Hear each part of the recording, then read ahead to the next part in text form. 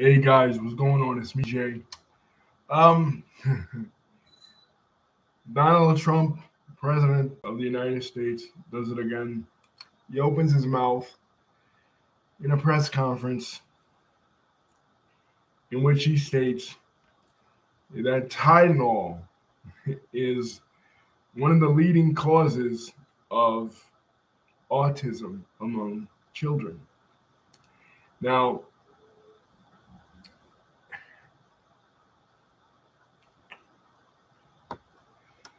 there's no proof of this. There's no evidence for this. This is pure speculation. At least it was going on. Pure speculation. He doesn't cite any studies. No studies. Just comes out, says that acetaminophen, aka under the brand name Tyenol, causes autism and other similar neurodivergent disorders in women. But and then um, he gives several examples of places that don't have high cases of autism, and the stuff he says isn't even true. He gives the Amish as an example. He goes on a rant. RFK is standing next to him, uh, and RFK says, he asks RFK, says, Bobby, isn't it true that Amish children don't have any autism, no autism whatsoever? And Bobby Kennedy, to save face, to appear at least a little bit legitimate, says, there are still studies being done that is not conclusive, right? And then Trump goes on to say, well, he likes to be thorough. I don't. And this is similar. This is a little off topic, but this is similar to the things that Trump said at Charlie Kirk's memorial, where he said that Charlie Kirk likes to be forgiving and loves his enemies, and Trump doesn't love his enemies. It's like Trump is telling us who he truly is. Yeah, we know you don't. We know you don't cite studies. We know you don't look at studies. You just say things. Similar to 2020 when he told us to inject bleach in order to disinfect. Similar to during Charlottesville when he said that there were good people on both sides. Trump just says things that, he just off the cuff, he just says stuff out his mouth, no studies whatsoever, not citing any health journals, just saying it, and saying it's about the Amish. And then he goes on to mention Cuba. He says, well, Cuba, they have low rates of autism as well. Here's the thing that's a problem with these examples. The problem with these examples are that they're both closed societies. So how would you know?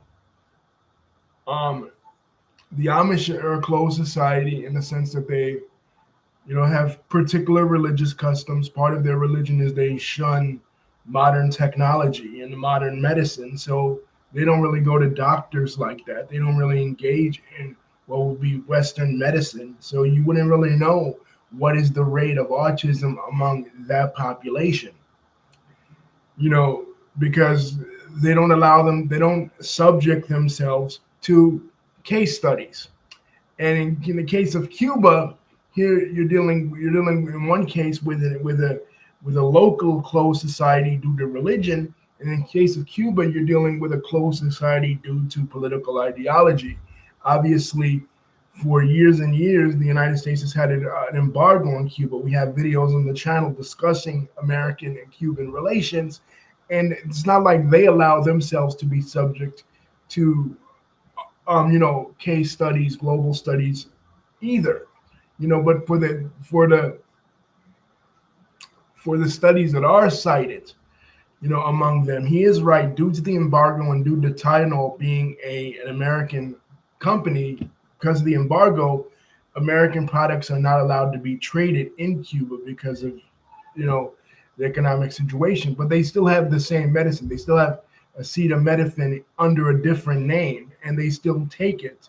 And the studies that have been done by, say, other countries that do have dealings with them and can subject a study of them find that there is the same rate of autism among the Cuban population as there is among the American population.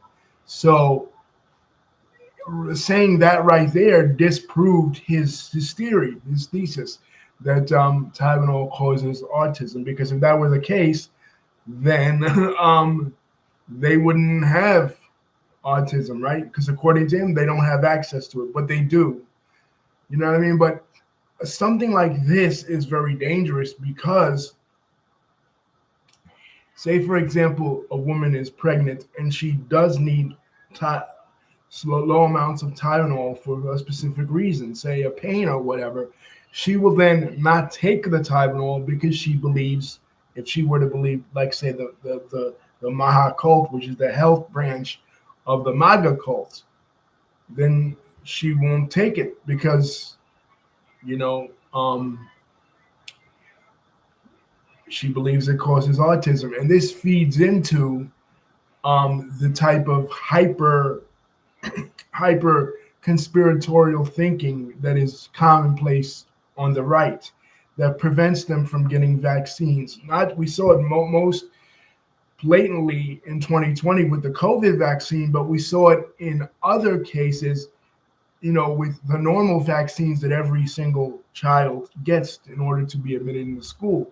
I live in Williamsburg, Brooklyn. I live adjacent to a Jewish community, and while the Jewish community is not the Amish community, it is very similar. The Hasidic Jewish community, ultra Orthodox people, very similar in that it's a closed society, and it's a society that has a very low social trust of outsiders. You know, and many of their children don't get proper vaccines. So when they're exposed to um, these illnesses, they don't have the antibodies to fight them off because they never get the vaccines. And it's very dangerous to have this sort of mentality. Conspiratorial thinking, whether it's in medicine or in any type of thing, can be very dangerous. You know what I mean? And the Maha movement, which again is the health branch, the health branch of the MAGA movement, feeds into conspiratorial thinking and anti-vaccine thinking. And if that becomes widespread and that becomes ubiquitous, that can be very dangerous. People don't actually know what is the cause of autism. It is very mysterious in terms of, in actuality, what causes it. Now, if anybody is dumb enough to believe Donald Trump and believe Bobby Kennedy about this being the reason, then I feel sorry for them because what would a politician, of which Trump is barely of, what would a TV doctor like Dr. Mehmet Oz and a president's son, a slain president's son, in Bobby Kennedy Jr. know? I mean, a presidential candidate's son and a slain president's nephew.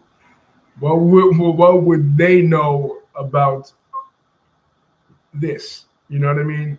People castigated Dr. Anthony Fauci. He became the public enemy number one on the right because of his encouraging the COVID vaccine.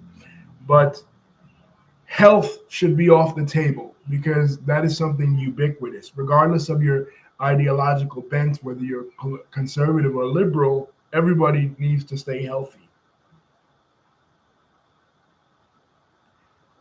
David says, when is Tyler Robinson going to get the death penalty? I don't know, David. He hasn't even gone to trial yet.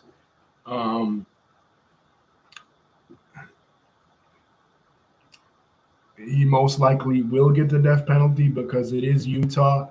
And one of the interesting things about Utah is that, it is the last state to do a fire to allow a firing squad. So he that may be his choice of execution if he gets the death penalty.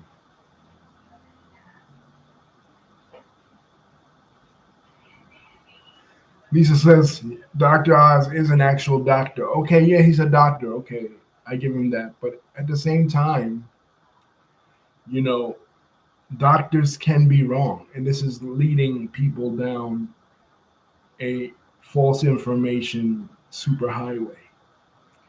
And the right is filled with this kind of false information. From Candace Owens is speculations of Brigitte Macron being a man to the idea that the Zionists did 9/11 to the idea that um, I even fed into it. I even fed into it. This is a little off topic, but I even was inculcated in it. In my last video, my last live where we talked about uh where we did the not the last live where I talked about WrestlePalooza, but the live before that when it was Lisa and I, and we talked about Andrew Breitbart. I was led to believe that Andrew Breitbart was executed, was assassinated. He was not. He died of a heart attack. But because of this conspiratorial thinking web of InfoWars, of Trump, of this right wing conspiratorial web, I was led to believe that. Now I'm going back to the topic, please. So the point is, this type of thinking is very dangerous to engage in, whether it's whatever, you know what I mean? But especially when it comes to health. One of my mantras on this channel is health is wealth. So you want to consult as many,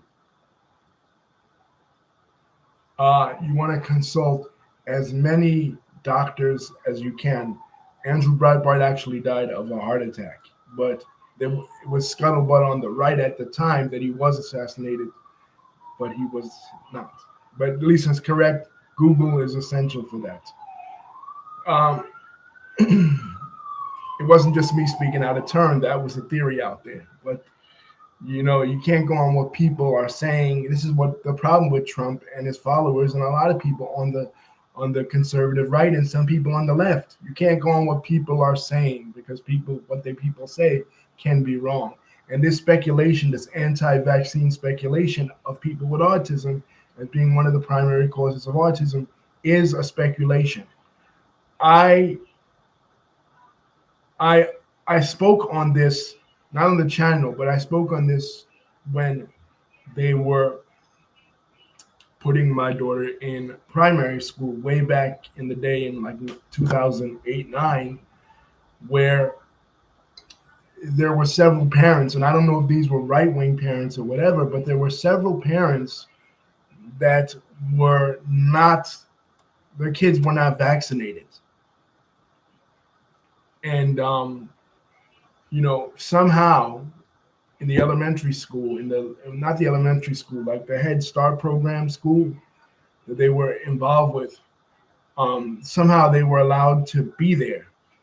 You know what I mean? And it was really concerning to me because I'm like, well, this child that is not properly vaccinated is exposed to other children and it can get them sick. You know what I mean? And this is when at the the parents meeting, they called a meeting, and the parents uh, brought this theory to me. And this is when I first heard this theory about vaccines causing autism.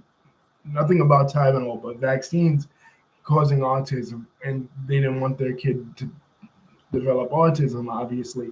But I thought even back then that it was a ridiculous notion because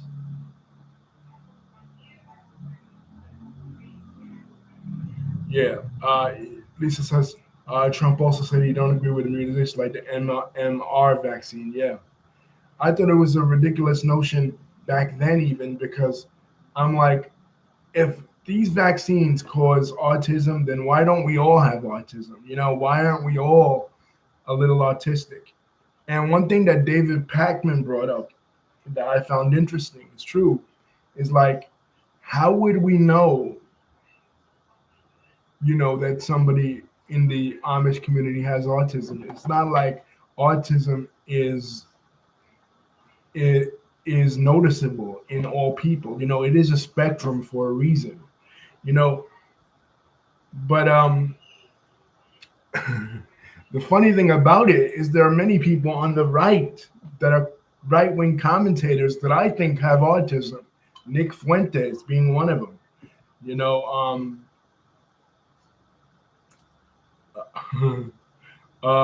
Sargon of Akkad, another one. Right wing commentators that have autism. So railing against the autism spectrum community is interesting when it coming from a right winger because a lot of these guys have I believe are a little autistic. Have some on the autism spectrum. Nothing against them. You know what I'm saying? But it's funny that they're targeting this demographic group, and this comes on the heels of Bobby Kennedy saying things like that autism people aren't normal, that they suffer. He's really hammering home. This isn't the first time this has happened. And like I always say about Trump, is that he's an empty vessel. You know what I mean? Like he really doesn't know much about anything. Really, he didn't even know how to pronounce acetaminophen. Uh, he struggled with the name, and I can't blame him. I struggle with the name too. It's a hard name, but at the same time, you know, he always says that he has his great IQ. He says, I'm one of the smartest presidents ever, right? A brilliant IQ, a genius IQ. And then when he does something like this, it's like, okay, well, you were bragging and you tripped up on this word publicly. But like I'm saying, he's an empty vessel and he doesn't know much about much. Remember that Sam Cooke song? Don't know much about biology. Don't know much about don't know much about science books. you know, that could almost be describing Donald Trump. You know what I mean?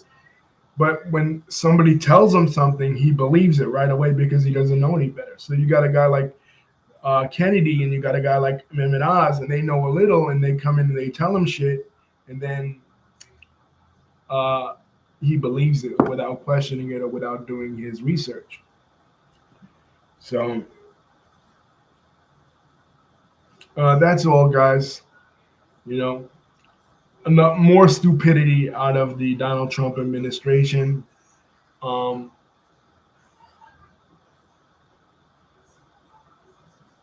more comedy out of the Donald Trump administration. But this is comedy because he couldn't pronounce the word, but very serious if people take him seriously. I think what's going to happen in the future, though, is that over time, hopefully, people are going to start to see that he doesn't know what the hell he's talking about. You know what I mean? I don't understand how you can make fun of George W. Bush or make fun of Joe Biden for the mistakes they made, in public speaking, but yet Trump isn't made fun of in the same sort of way. What I mean? He is in certain outlets, but universally people would mock Biden and George W. Bush, even Republicans who supported Bush or Democrats who supported Biden, but yet Trump gets a pass. I mean, he's just as bad as these guys, if not worse. You know what I mean? Because at least, maybe these guys weren't as articulate, when they weren't on the level of JFK or Barack Obama or even Bill Clinton, but they at least were coherent. They at least knew what the hell they were talking about when they were talking, right? At least Joe Biden in the beginning, when it came to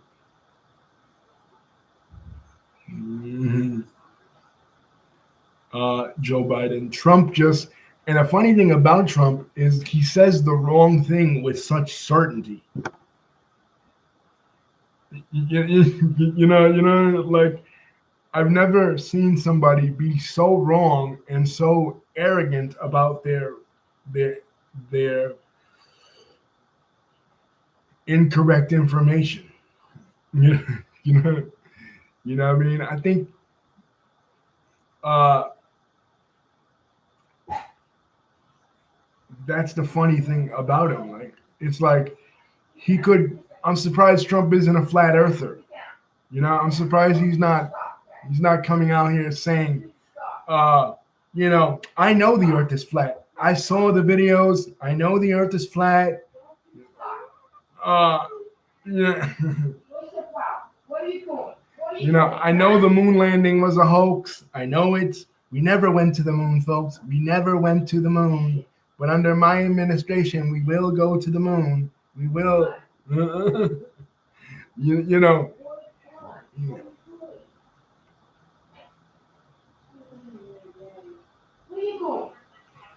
I've never seen anything like this. A guy that is so wrong about so many things, yet having such certainty in his wrong information.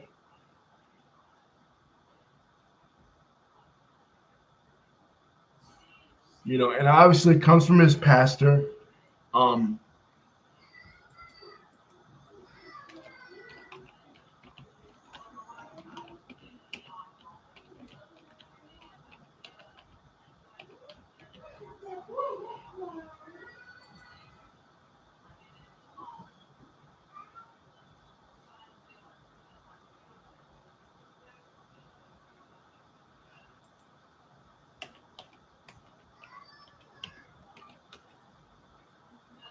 it comes from his pastor, Norman Vincent Peale.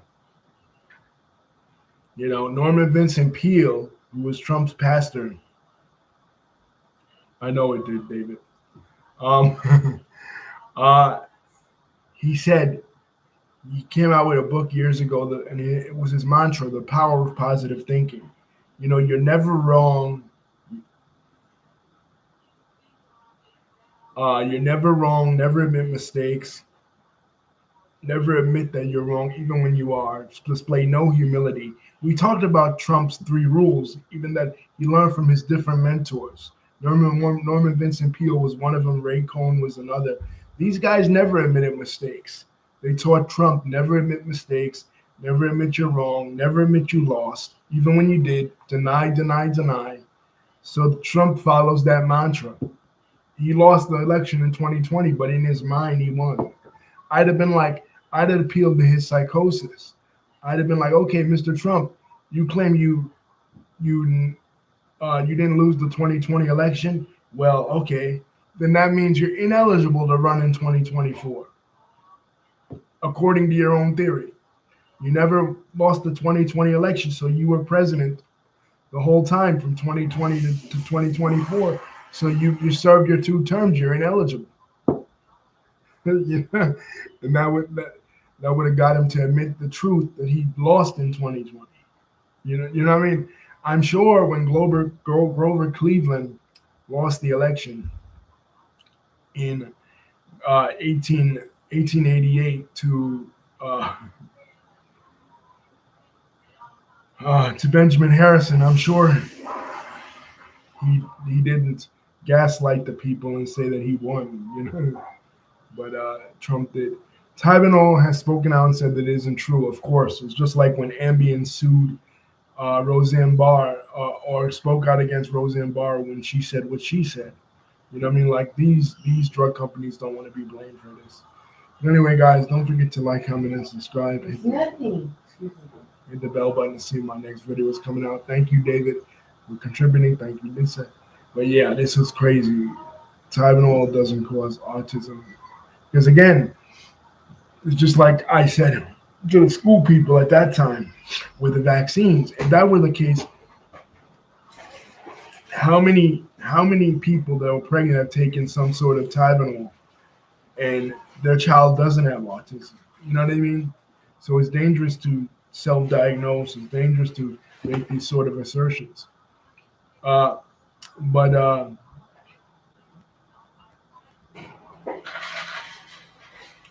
that's it, guys. Peace.